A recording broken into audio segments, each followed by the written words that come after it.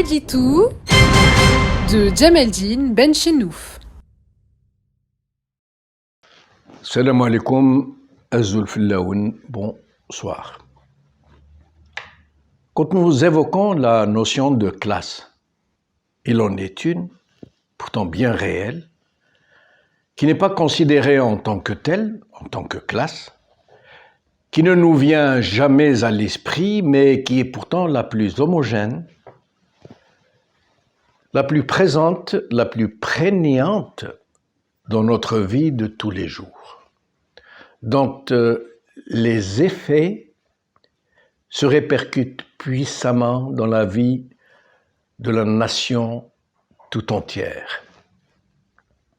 Cette classe est celle de l'administration, de cette population socio-professionnelle très pléthorique, très diversifiée, composée de millions de gens, employés et rémunérés par l'État, et composée elle-même de strates hiérarchiques, agents d'exécution, cadres moyens, cadres supérieurs, grands commis de l'État ou hauts fonctionnaires, dans des sphères de compétences locales, régionales, nationales, et qui gèrent, ou plutôt qui administrent, la vie publique dans ses moindres aspects, dans ses moindres détails, depuis le prélèvement de l'impôt jusqu'à l'entretien du mobilier public.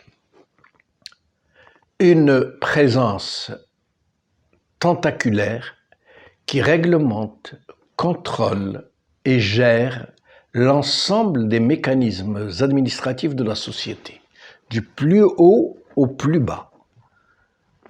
Dans les systèmes démocratiques, elle se distingue souvent par son efficacité, sa positive réactivité, son omniprésence positive, sa fluidité, par une grande éthique de ses agents qui se manifeste jusque dans l'attitude de ses commis. Dans les systèmes despotiques, par contre, elle dégénère toujours en logique tracassière, bureaucratique, inutilement tatillonne, où la corruption est un passage obligé pour les administrés. Mais ce qui distingue bien plus cette caractéristique très négative de cette véritable caste pose réellement question.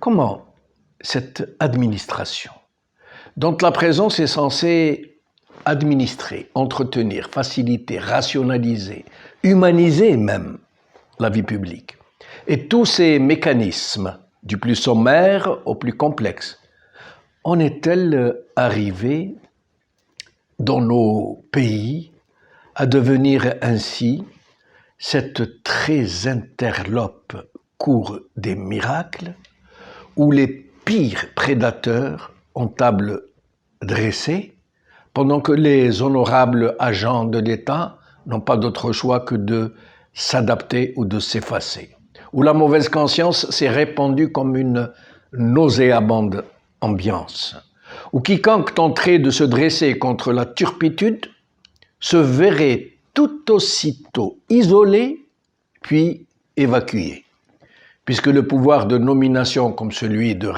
révocation a été conçu de façon à corrompre ou à réprimer, la carotte ou le bâton. Comment cette dégénérescence s'est-elle produite? Comment une mafiocratie, composée d'une minorité, après tout, de hauts responsables, a-t-elle pu prendre le contrôle d'une telle masse d'agents de l'État, relativement bien formés pourtant, et censés être parmi les plus politisés de la société? C'est pourtant le cas sous nos latitudes.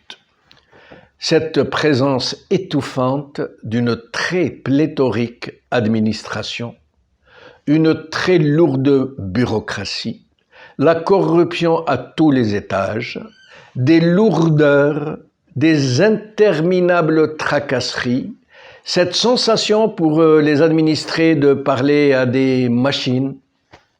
Et c'est peut-être ce qui explique, malgré des dépenses abusives, pourquoi il n'y a pas d'eau dans les robinets, pourquoi toutes ces malfaçons fautives dans la construction des routes et des ouvrages d'art, cette absence d'urbanisme dans les villes, le ramassage très aléatoire des ordures ménagères, l'anarchie dans la gestion de la cité, le recours systématique au pot de vin pour abréger les souffrances de la bureaucratie, l'omniprésence du piston, les pratiques féodales des grands commis à l'endroit des petits commis, la manipulation frauduleuse des fichiers électoraux, l'anarchie structurelle jusque dans les hôpitaux, dans les écoles, dans la vie culturelle.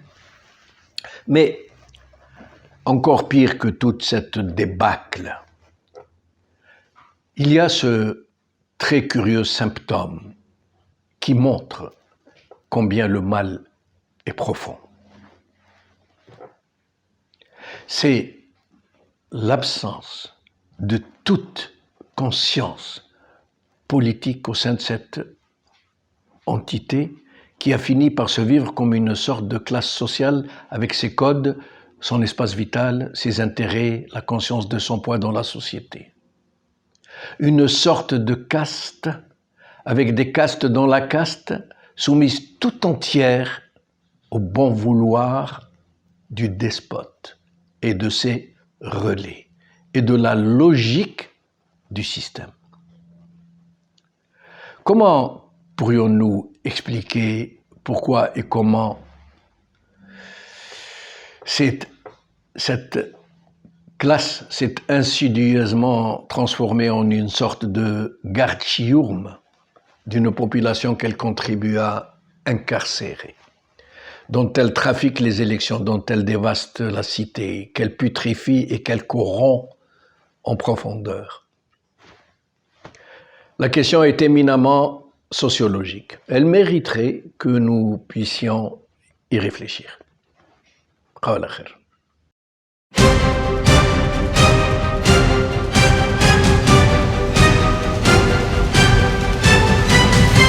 L'édito de Djemeldine Benchenouf.